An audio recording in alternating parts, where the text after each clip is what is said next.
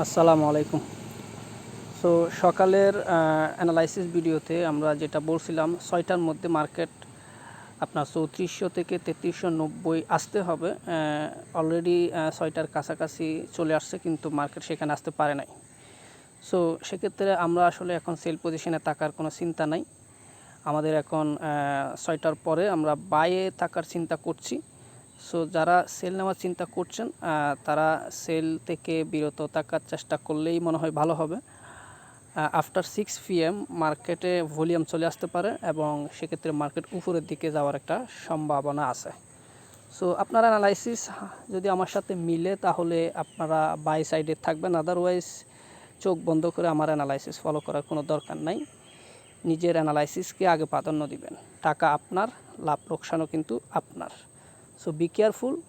আমাদের অ্যানালাইসিস হচ্ছে আমরা উপরের দিকে মার্কেটকে আশা করছি, কারণ ৬টার ভিতরে মার্কেট এখনও পর্যন্ত আমাদের টার্গেটে আসতে পারে নাই। সো আমার কাছে মনে হচ্ছে বাইং প্রেশার এখনও বলবৎ আছে। স্ট্রং বায়াররা এখনও বাই পজিশন ধরে রাখার চেষ্টা করছে। ধন্যবাদ।